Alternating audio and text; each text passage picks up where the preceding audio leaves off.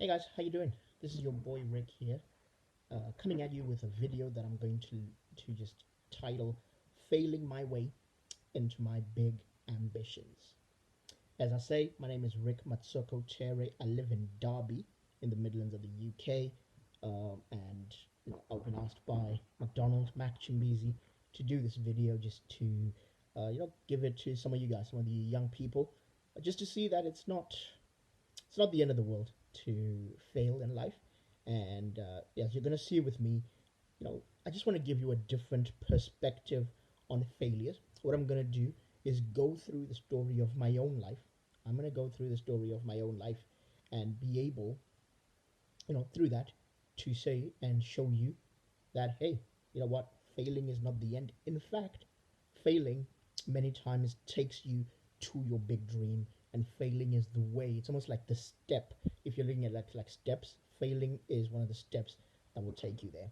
So, my life story. I'm just going to give you my life story a bit, my testimony, peppered with the lessons that I have learned over many years, and my goals, my dreams. I'm going to try and keep it as entertaining as possible, but glad to see you guys and all this.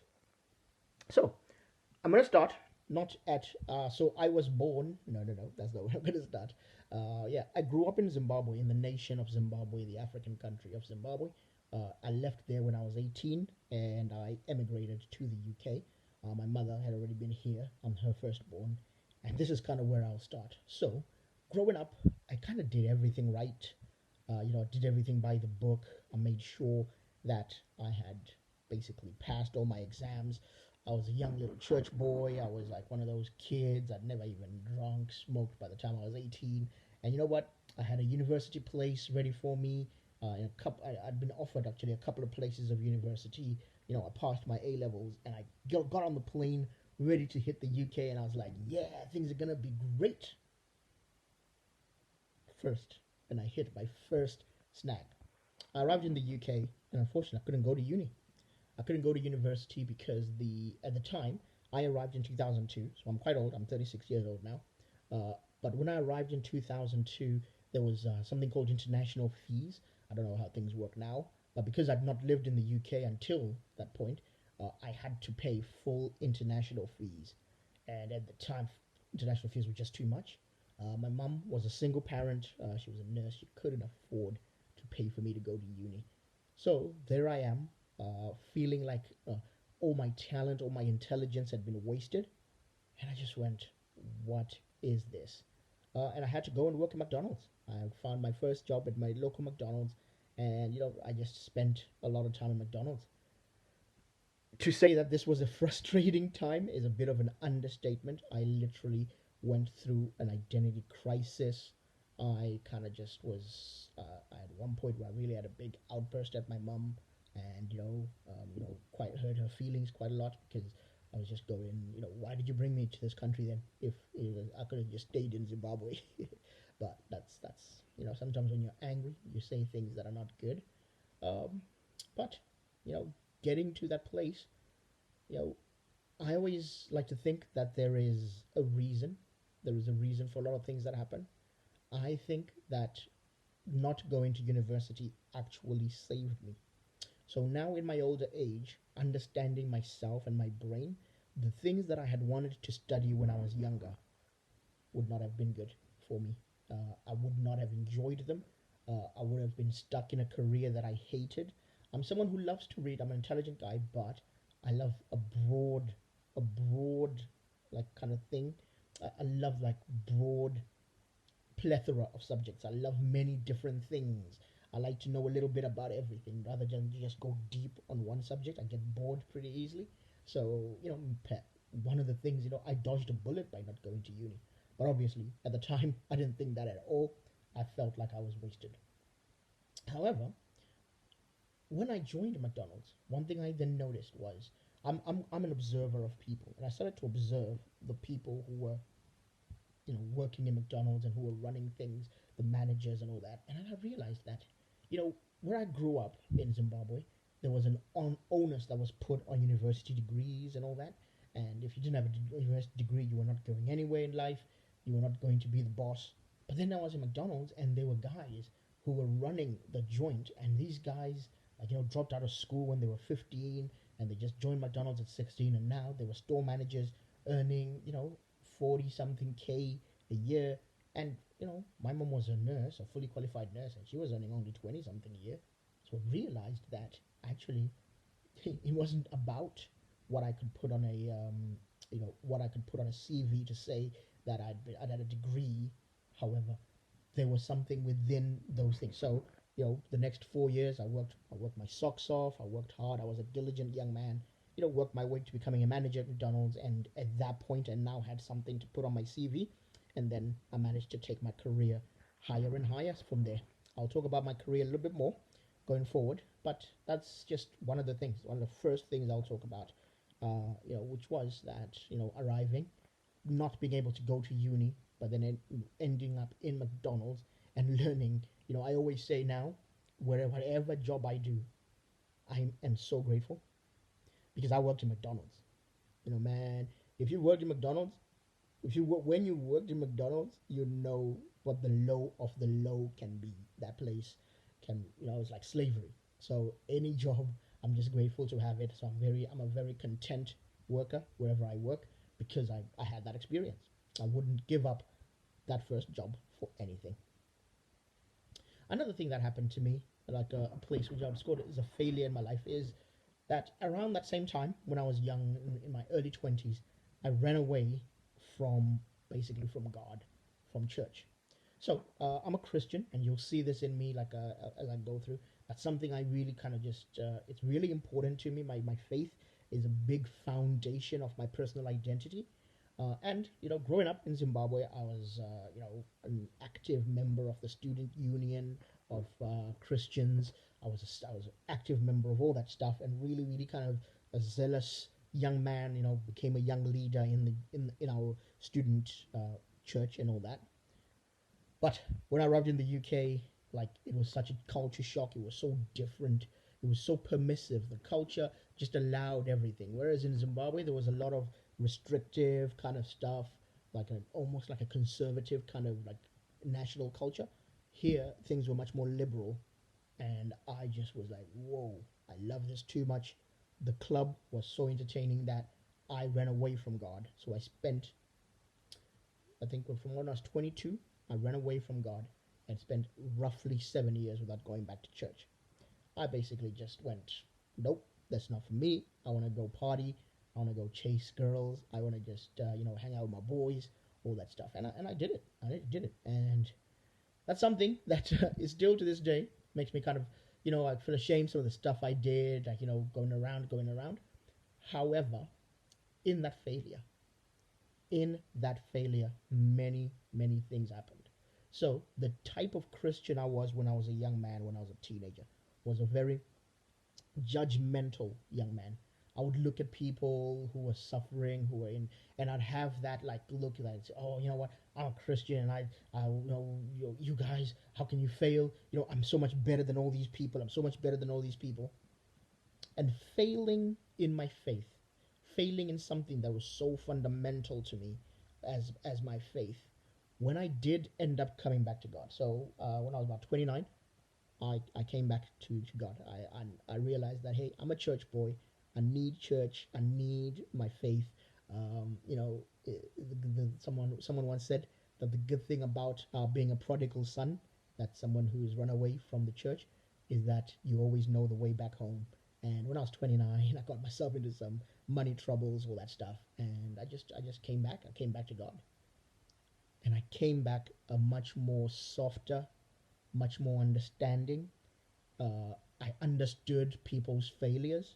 I understood that we all fail at times. It's not everyone's perfect. I understood that, hey, you know what? Life is tough, man. And so now, when I used to be judgmental and judge people unfairly, I don't do that anymore.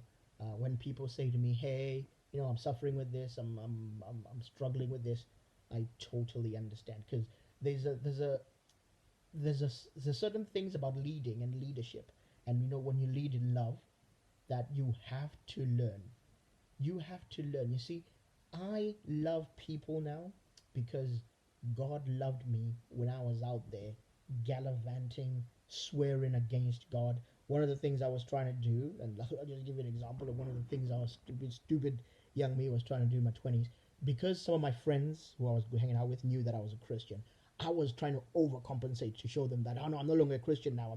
I'm now down with the boys. And so I would actually swear at God. I would be like, really, I would be one of those, those people who's like over the top, like trying to prove that, hey, I'm not a Christian anymore. And that's just stupid. And the fact that God could forgive me when I'd done that, now what can someone else do to me that I can't forgive? I, I forgive because I was forgiven so much worse stuff. I was forgiven so much worse stuff. And so that's the thing. It took me 7 years of wandering, running away from God, to actually become a more mellow Christian, a better leader, someone who understands and loves people more. So that's where I say that failure, even though it was a massive failure, uh, it brought me back. It brought me back, and I so understand others when others fail, and this is what I mean. This is what I'm talking about when I say that um, you know you have to look at failure in a different way, my friends, young guys. You're gonna fail. You're gonna fail. Do you know what? When I was 15, well, I think I was 14 actually. I was with, we were in our school Christian thing, and one of my leaders challenged me and said, "Hey, Rick, when you're 25 years from now, will you stand and say like I stood for the Lord?" And you know what? I was going there. My chest was out. I was like, "Yeah, I'm gonna stand for God. 25 years from now, I'm gonna be the best Christian." And I ran away. In my 20s, I flaked on God so much. I flaked on Him. So, you know, you are going to fail. It's not a question of if, it's a question of when. But a person who fails but can get up, learn the lesson, will go so much better. You will do better things in life. You will succeed in life more when you can take these lessons. So, you can see me here. I'm laughing at myself. I've spent a lot of time analyzing these so called failures and saying, oh, okay, what could I have done right? It was painful at the time. Trust me, you would not have liked me. I was not a nice guy when I was running away from God because I was trying to overcompensate. But now I understand and I've come back to Him. So, uh, I have learned things, and those things have made me a better person, a better leader. When I was in my last church and I was leading a youth group, I would so understand teenagers. Teenagers would do stupid things, and then some of my fellow leaders would be like, "Oh, this young man did this young girl did this. Oh, that's so." I was just like so understanding, and I understood that, hey, you know what? It's life. We do things. We do stupid stuff. Hey, what can we learn? How can we get better? So, all right, now I got a bit warmed up. Now let me give you some other stuff that's happened in my life. So, life's going good. I come back to God at 29, and yeah, I actually met someone in the church, and we got married. I got married when I was actually no. Sorry, I came back to God when I was 27, and I got married when I was 29. Uh, I got married, and things were going well. We were married for 3 years, and then, and this is the biggest failure that's far of my life. I got divorced. Our marriage ran into some problems, and some of those problems are going to be other failures that I'm going to be talking about later. But I actually got married at 29, and I was divorced by the time I was 32. So we were together 5 years, married 3, and yeah, things went south. Things didn't work out. Suffice to say, I would love to just, it's all my fault. I am the one. I am the one who caused the marriage breakdown. And this hit me. All my friends, this hit me. This hit me hard. So I used to live when I was married, and well, for the last 15 years of my life before that, I lived in the city of Portsmouth, down on the south coast of the UK. I actually had to move to the Midlands, move back to Derby. This is where my mom lives. Uh, yeah, as a 32-year-old old man, I had to move back to my mom's couch. sleep on my mom's couch for 6 months. Uh, in that 6 months, I was depressed. I would have night terrors, at night, nightmares. I'd wake up in sweats, wondering what I'd done wrong, where I'd gone wrong. Like, I thought I had built my marriage on good, great principles, godly principles. I thought that we had been on the same page, and we had been. Uh, and there was me now going, so what am I? And I had put a lot of myself, who I am, who I am as a leader, the things that I thought I could do and I wanted to do. I started to even wonder, am I really even called?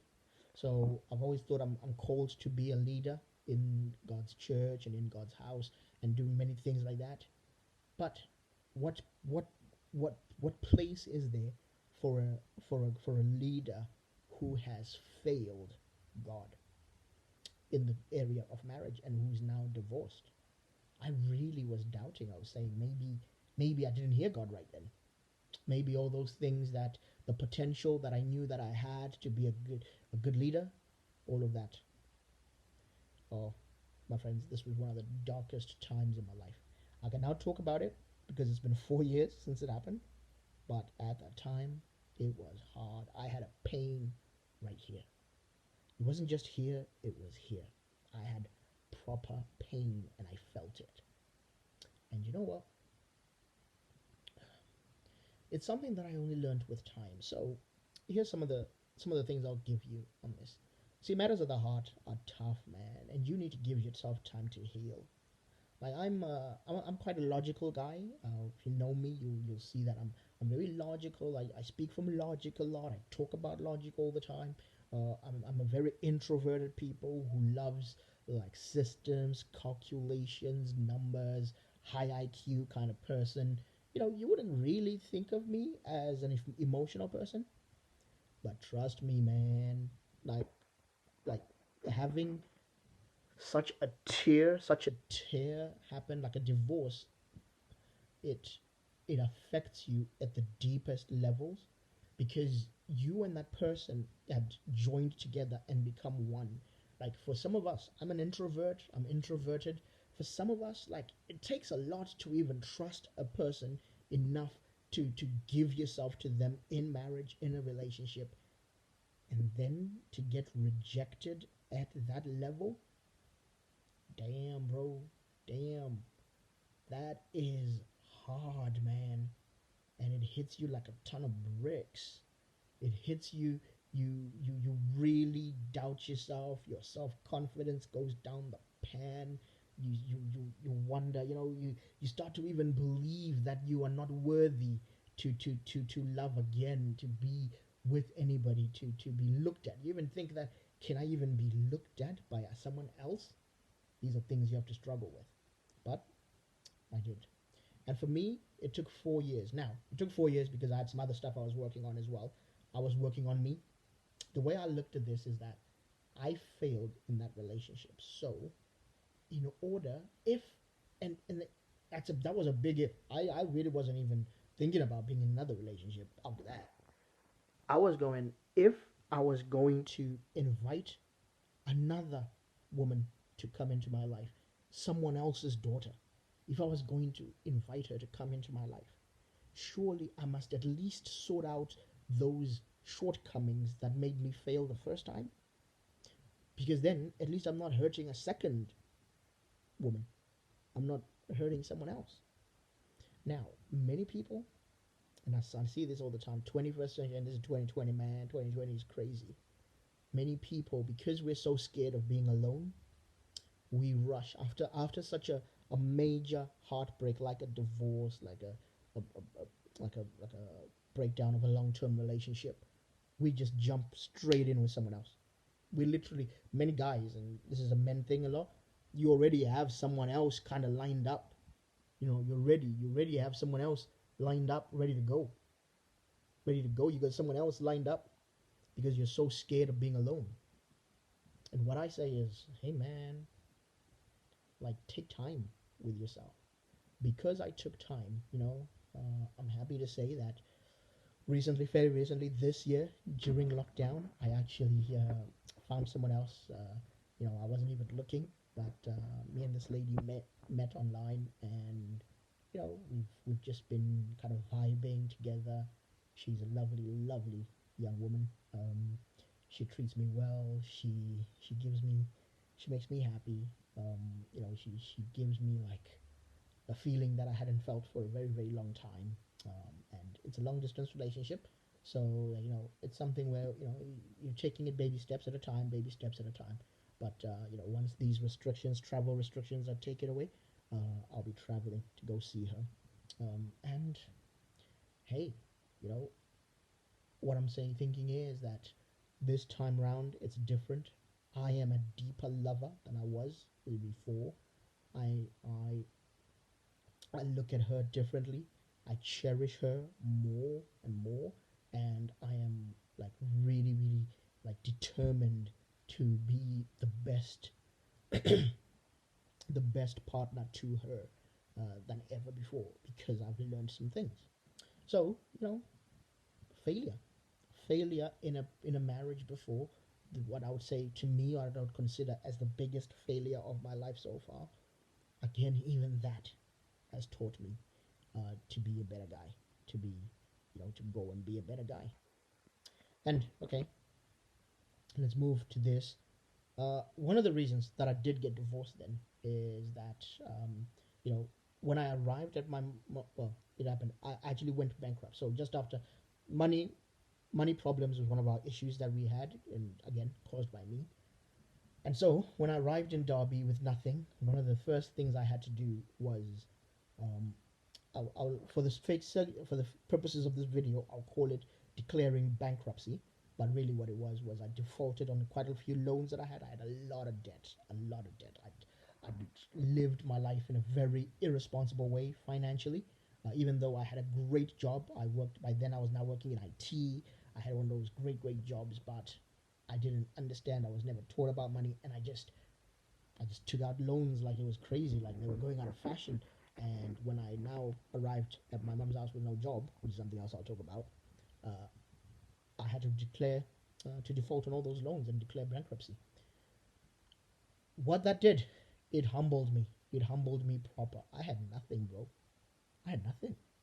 I couldn't even pay back like, 25 pounds every month. I had nothing. But because of that, I started to learn about money.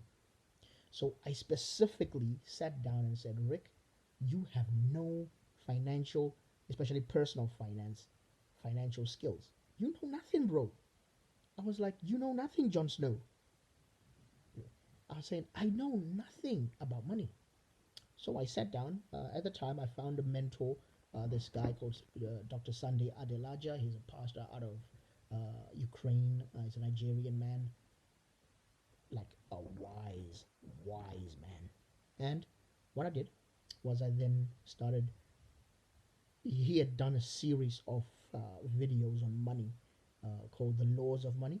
Basically, something in the range of almost 51-hour videos diving deep into the area of money because he had studied it as well, to go to the point, understanding what debt is, understanding, how to look at money in a healthy way, even going to the far as looking at saving, budgeting, cutting costs, like all that stuff, like the things like the laws of money, which is some I would get into that now. That I have been studying that for 4 years now. And my friends, if I tell you that now I earn less money than I earned back when I was, married, but I have more saved. I have managed to now, I have now managed to start a business, and I invested in my own business, which is going. I'm going to talk about that at the end. I have invested in my own calling and purpose. So I went away and I found out who I am. I got comfortable with nerdy Rick, the fact that I'm a big old nerd. This big round head here has a big old brain in it, and this brain works totally different to many people. And I embraced it and I started to go for it. And I've done that on my own dime. I don't borrow money now. I don't need to borrow money because I live a life that I can, just that I can afford, bro. I live a life that I can afford. And that's something that I learned. So it took bankruptcy, a great failure like bankruptcy, to teach me how to become a financial, you know, do things financially. And you know what? I actually think that, especially in my community, I'm a black man in the UK. In our community, we really have poor money habits. Black people, we earn the least. Kind of when you look at it like as um as a people group, we're one of the lowest for earning, but we spend so much. The amount of money we spend on trainers, kicks, like labels, like BMWs, like cars. We do some stupid stuff, going out and stuff like that. I was one of those guys where I was out every weekend, spending all this cash, and that's not me anymore, man. I have learned, and I am putting into practice these financial lessons, and I even go around and teach my people on my Facebook. I'm a friend with almost 3,500 people now. A lot of them are Zimbabweans, fellow Zimbabweans who live in the diaspora. So people who live here in the UK, Australia, America, South Africa, and even Zimbabwe itself. And on a daily basis, on a daily basis, I'm just teaching these money lessons. Even as I have lived, I've been imbibing them and learning them over 4 years. I'm teaching others. This is a great thing, and many people now come to me and say, "Wow, can I take some money lessons?" These are some of the great things. Let me tell you another failure that happened to me, guys. Another failure was when I committed career suicide. So, this is one of the reasons that I got divorced again, but it's something I did. So, I told you that I worked in McDonald's until I got to become manager, and then I managed to get something, to put something on my CV. I went to work for an electricity company down in the south of England, and I became in there. I started in their call center, worked my way up, got into this like trainee role in IT, and then I became an IT professional. Got to the point where I was now earning 40,000 after being working for that company for 7 years. Things were going well, bro. Like things were going good. I was being taught. I was now going through training to become a project manager and all this. And after this business that my ex-wife and I found, I made the great decision, the amazingly wise decision of jacking it all in, quitting my job, like no no thought about it, just like bang, like right there, immediately just quit, and I would go and I'd do this business full time. Guess what? After a year of doing that business, I had made zero, nothing, zero, and career suicide. So when I moved to Derby after our divorce, I had no kind of because I had little courses I'd done here and there, but I had no like one of the things that happens when you're going up, you kind of use you use your experience to go from job to job. But because I had like this like little 2 year like career hole now in my thing, and I'd moved across the country, I had nothing to do. But my friends, that's when things went crazy. I used that experience to, after I'd recovered from depression and all that, I used it to write my own book. I wrote a book called Minimum Wage Revolution. Um, you know, I'll put a link to it in the comments. Minimum Wage Revolution. It's on Amazon right now. This book, in it, I put in all the lessons I learned from working my way from the bottom of the career ladder to getting to a measure of success. I just put all the things I knew. And at that time, I was doing, first of all, when I got here, I was a paper boy with a car. That was the first job I got in Derby. So I'm a 32-year-old man, and I'm just delivering newspapers early in the morning in Derby. After that, I found a job stacking shelves in a BP petrol station, doing night shifts, 4 nights a week. I wanted to just do 4 nights a week because in the daytime I wanted to be writing my book. And then after I finished and I got my book and I sold some, then I decided, you know what, let me go start my career again. And I just went and did the thing that I wrote in my book about. and I've now uh, re-entered the workforce again. Um, I've done almost what I did in the previous career, but now I'm doing it even faster because I'm now, I know what I know now. I'm older, I'm wiser. I'm not doing things by chance like I did back then. So there's a water company that gives water to the whole Midlands. I joined them in their call center in 2018, beginning of 2018.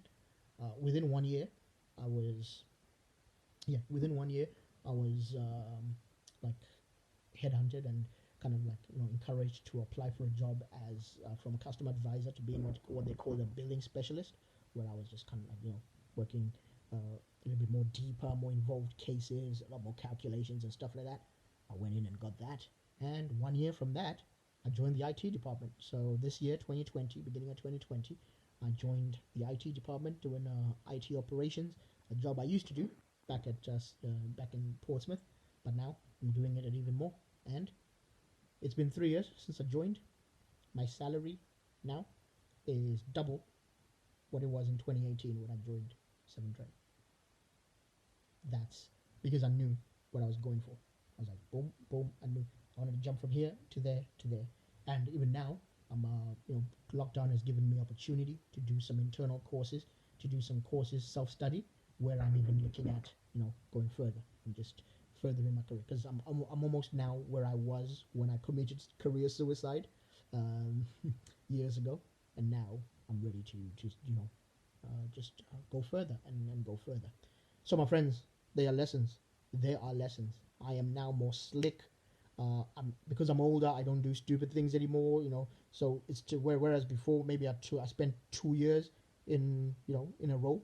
Now I learn everything I can in 6 months to a year, and I move on. Those are things. That's what you can do with your failures. You use your failures as stepping stones. They taught me. They taught me.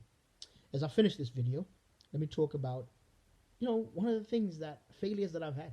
I talk about all these jobs I've had. I've had multiple jobs. But do you know what? To get all these jobs, I have been rejected at interviews and job things so many times, man. So many times. I don't even count it.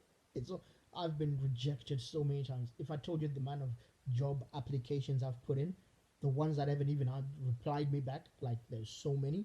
And then the ones that have replied me and then be like, nah fam, like there's so many. And then others where I've applied, I've gone, I've won the suit, gone for an interview, and they're like, nah bro, nah.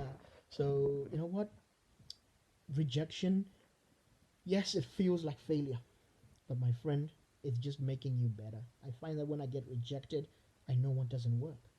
I'll give you a very, very funny story. Is that I went for a job interview because I want to get into this accounting role. I wanted to be in, I actually even now study accounting a bit, but for another reason, which I'll talk to you in my last failure. Because of this finance role, I went there, and our company are very much into customer service, right? And one of the things I was going with was like, hey, I've been in customer service for a very long time, so I'm very customer focused. I have customer mindset.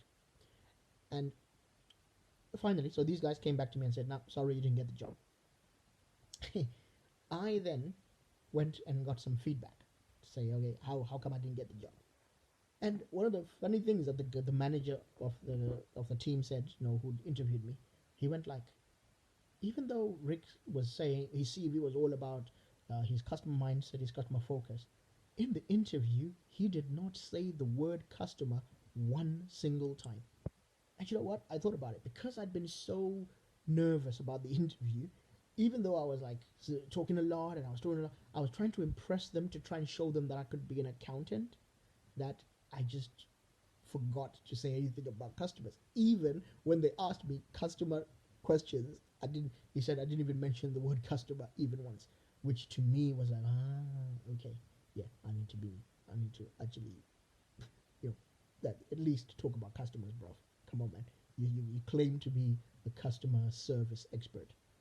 But anyway, guys, you can learn lessons when you get rejected, when someone, when a job opportunity doesn't work out, when a business opportunity doesn't work out. Use it. Use that fire. Use that chip on your shoulder. Use it to go and achieve better. And that will lead me into my last kind of point that I wanted to make today, which is that, I had massive business failure. So, the reason why I committed the career suicide that I talked about earlier was that my wife at the time found this network marketing opportunity where we were selling basically skincare products and vitamins. And, I love the products. When I found them, I love the products. Because I've been a student of personal development for a very, very long time, I've been studying personal development maybe for 20 plus years now. Um, I was intrigued, and one thing anybody who does network marketing knows this, that there is a big culture of personal development. So I loved when I went to the big meetings and they were talking about the great things you can achieve, and they talked about the secret, and they talked about Jim Rohn, and they talked about Tony Robbins, they all this stuff. I loved it. I loved it. I loved it. However, the business was not for me. It was not skincare and vitamins. That's not me. So it just didn't work out, and the business imploded. So one of the things that I did when 4 years ago, I sat down and my mentor showed me that you need to find your purpose and calling in life. You need to find out what you are naturally good at, naturally talented at, rather than looking for a business that sells loads. Just, oh, this thing is selling. Find the thing that plays to your strengths. So I am an introvert. I love numbers. I'm extremely patient. So I started reading and reading and reading. From all this, I started reading. I love biographies now. So almost on a monthly basis, I buy a new biography every month. And when I did that, when I actually started buying biographies, I was reading them, billionaires, the guys whenever you go on the Forbes list and you find those big list of billionaires. So I was reading the books of the guys who started Google, Jeff Bezos, the founder of Amazon, all this. I was just reading all their books, Bill Gates, Warren Buffett, and all this, and just reading and reading and reading. And one day, while I was reading the biography of the life story of Warren Buffett, that's where the hair on the back of my neck stood up. And I was like, wow, this is the guy who I resonate with. His method, his business, his um, area. So investing. Warren Buffett is an investor. He invests in shares, stocks, all that stuff. I realized when I was exposed to that world, that's when I realized this is what I need to be doing. So back then, I didn't start until then because I needed to sort out money. Remember, I was in debt back then. But in earnest, back last year in 2019, that's when I really started my own investment fund. And slowly but surely, because I have the gift of patience, I'm able to wait. I can ignore bumps. I love like times when things are tough and the stock market is going crazy. I love that. I started building my own investment fund. I built a fund which I've now grown to it's a £20,000 fund now. My next goal is getting it to reach £100,000, which I'm pretty sure I'll be able to do within the next 2 to 3 years, and then from there grow it to even £1 million, a fund where we just literally for the long term we own stocks and shares and we invest in companies, UK companies to start with, and then worldwide to build and accumulate wealth over time. And that's my business. I would not have found this business if I had not done another business, which was selling and then failing. Like I failed spectacularly at that. So my point here is, if you have a failure, if you have encountered failure, don't cry. Don't really kind of like just go, oh no. Understand that failure happens. Failure happens, my friends. You will fail, but learn from it. I didn't go in my business, business doesn't work. No, I just went, ooh, I guess this is not the business for me. Now, I've seen amazing people who have, done well in network marketing. Kudos to them. I love them. They're the ones who actually who encouraged me. They were the ones who kind of like made me go for it the first time, because I was seeing them and I was like, oh, I want to be like them. But now, the mature me is understanding. I'm not. That's not my skill set. Is not in that. My skill set is in I can research companies. I love to sit down and read a company's financial like reports and listen to their CEO giving their outlook for the next 5 years, and then being able to ascertain whether this company is going to be profitable or not. I love that, and I love to do that, and I am able to invest and then just sit, to invest and sit and just say, okay, I'll put some money in this count in this company, but I'm willing to like ignore it for the next 5 years. So, guys, I hope my story has helped you, given you a different perspective on failures. Failures happen. You are going to fail. It's not if, it's when, if you haven't yet done so. And if you have failed, don't worry, man. Don't worry, girl. Get up. Get up. Try again. One of the great things that my mom told me growing up was like, hey, try again. If at first you don't succeed, and just get up and try again. So I think this is my time. I hope this has been of use to you. I'm going to put some links on there. Connect with me on Facebook. Let's talk. I'm always someone who loves to talk and chat. And take a look. Be encouraged. Get my book on Amazon, Minimum Wage Revolution by Rick Matsokotere. And I hope it'll help you if you're starting out in your career, if you're thinking about if you're good wanting to change careers, or just even if you just want to know how to use a small job, like McDonald's, like me, and use that as stepping stone to greatness. All right, guys, I'll talk to you later. Bye bye.